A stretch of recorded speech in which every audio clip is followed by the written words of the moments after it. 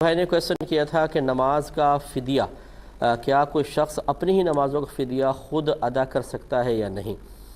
دیکھیں، مسئلہ یہ ہے کہ جب تک انسان خود نماز کی باقاعدہ ادائیگی پر قدرت رکھتا ہو، فدیہ ناقابل قبول ہے۔ ہاں، اگر وہ بالکل شیخ فانی ہو چکا ہے، مثلا بہت زیادہ بوڑھے ہو گئے ہیں اور اب نماز کی ادائیگی کی ہمت نہیں ہے، یا کوئی ایسا مرض لاحق ہو گیا ہے کہ جس کی وجہ سے انسان نمازیں ادا نہیں کر پا رہا ہے، مثلا وقتی نماز بھی بڑی مشکل سے پڑھتا ہے، چاہے جائے کہ قضا نمازیں، اور ڈاکٹرز وغیرہ یہی کہتے ہیں کہ اب اس مرض کے کم ہونے کے آگے چل کر کوئی امید نہیں ہے، ورنہ اگر ابھی بالفرض ہمت نہیں ہے،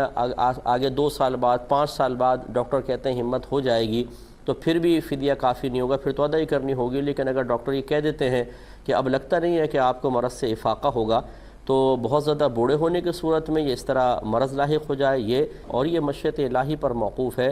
یہ مطلب اس میں خود ہمارے اکابرین نے انشاءاللہ کا لفظ کہا ہے کہ اللہ کی رحمت سے اگر اللہ چاہے گا تو اس فدیے کو قبول کر لے گا، کیونکہ روزوں کا مالی فدیہ ذکر کیا گیا ہے، نمازوں کا مالی فدیہ احادیث میں مذکور نہیں ہے۔ یہ علماء نے دلالت النص سے اندازہ کیا، یعنی یوں کہ جب روزہ فرض ہے اس کا فدیہ ہو سکتا ہے، تو نماز اس سے زیادہ اہم فرض ہے تو اس کا بھی فدیہ ہو سکتا ہے۔ یہ اجتہاد کا نتیجہ ہے، تو بہتر ہے کہ نماز کا فدیہ بھی ادا کر دیا جائے، اللہ تبارک و تعالیٰ قبول فرمائے گا۔ اور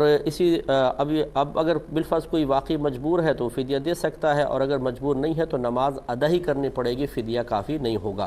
اس میں یہ ہے کہ اگر آپ نے ادائیگی شروع کی اور آپ کو مہلت نہ مل سکی، مکمل نماز ادا نہ کر سکے اور موت کا وقت آ گیا، تو بہتر ہے کہ وصیت کر جائیں کہ میرے مال سے فدیہ ادا کر دیا جائے۔ اور بالفرض اگر وصیت کا بھی موقع نہ ملا تو اللہ کی رحمت سے امید ہے کہ جب انسان کسی اچھے کام کی بنیاد رکھ دے، عمل شروع کر دے، تو اللہ تعالیٰ اس کو اس کی موت کے بعد بھی پایہ تکمیل تک پہنچا دے گا، یعنی درگزر فرما دے گا، معاف فرما دے گا۔